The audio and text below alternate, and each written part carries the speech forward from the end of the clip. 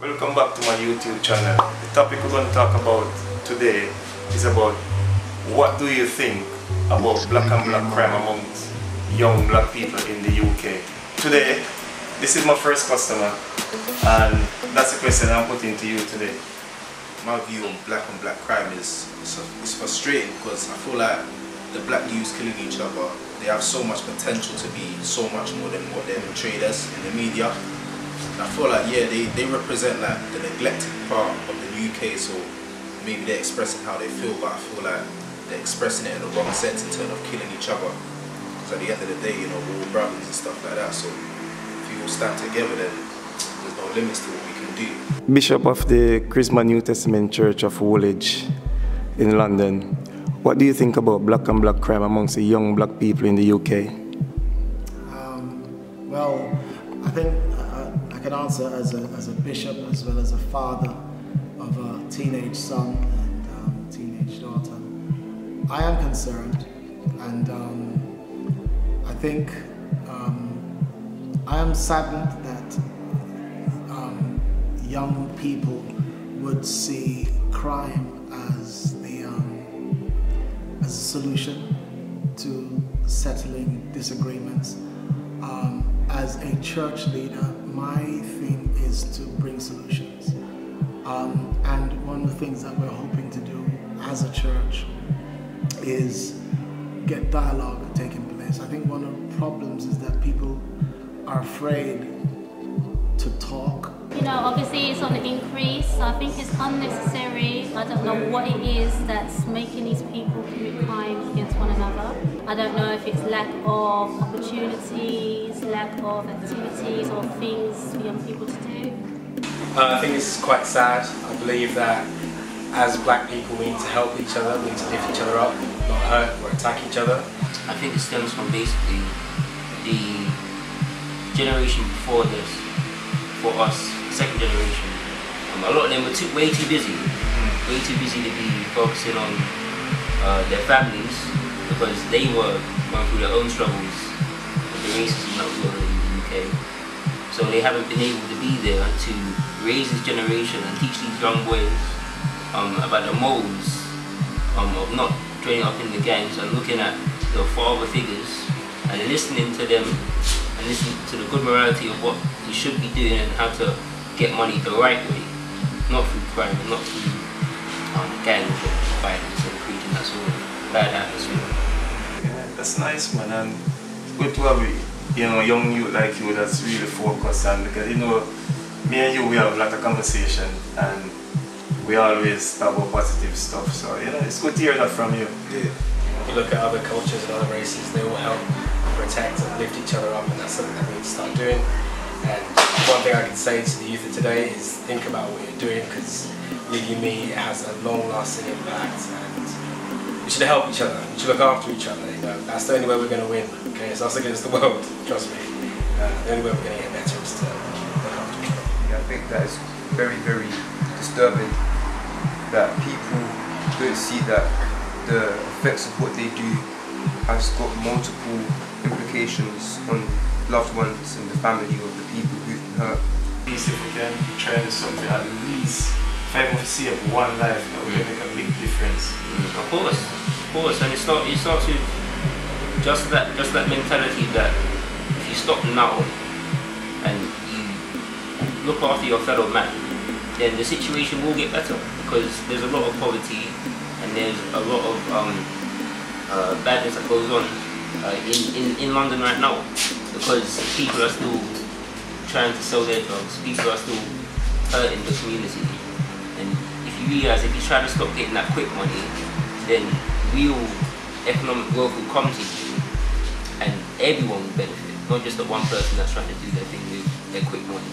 They don't see how sort of severe it can be for people's lives to be taken at such a young age, where they've not really done much in life to show for themselves. And I also think that can have a really negative effect on society, as nowadays it's almost like very, very common to hear about people getting stabbed and people becoming sort of desensitized to what's been happening, and it's very, very disturbing. Part of the problem, trying to responsibility from the individuals. But I do believe that our society has forced many of our young people into this bubble, into this corner, remove all the resources, frustrated them, no opportunities, and as a result, the frustration is anger and crime, and it's almost as if they're retaliating. And my responsibility is to get young people talking about the things that are really paining them,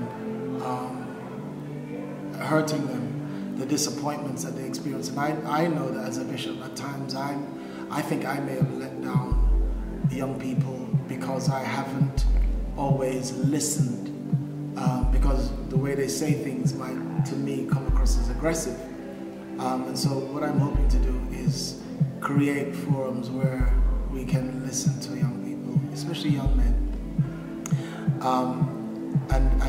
and listen without judgment, listen without prejudice, and listen with an intention to bring solution. One of the things that we're doing as a church right now is we have a person who is responsible for being advocates for not just young people but people in general, and our hope is that our voice in the marketplace or in the community or in government would be one where we stand up for the rights of young people.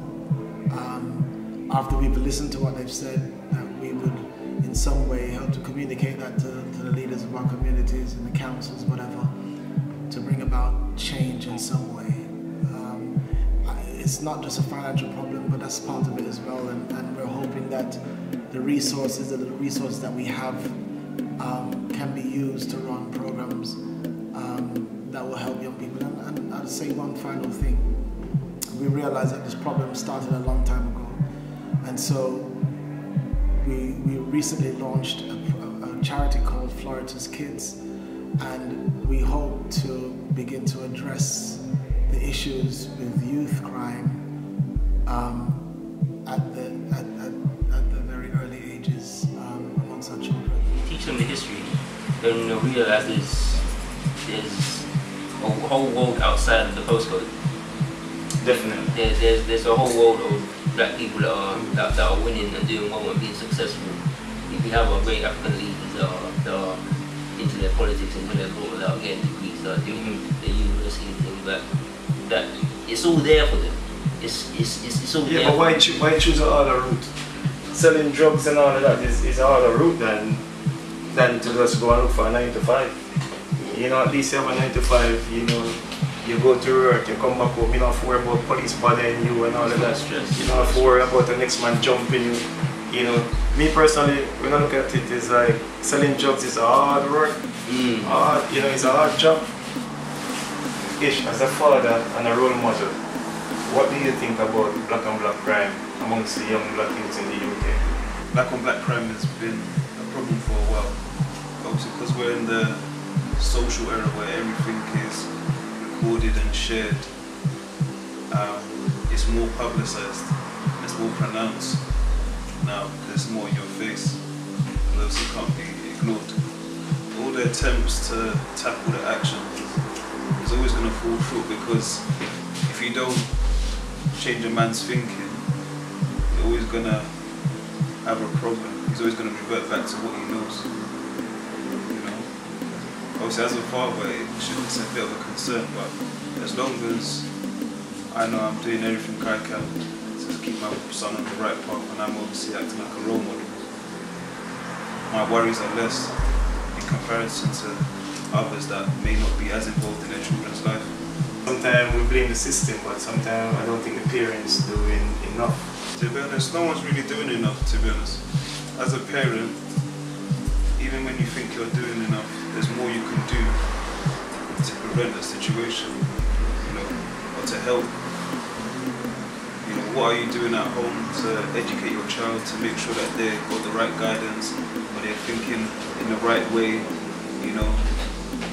Obviously, when you're more involved in your child's life, there's less time for them to be outside or in the wrong places at the wrong time. If that makes sense. It's true, it's true. Because as I was saying, I think we experienced need to contribute a lot more, and you know, we kind of rely on the system to, as in like education system. It's like, you know, the teachers, they only can do so much, you know.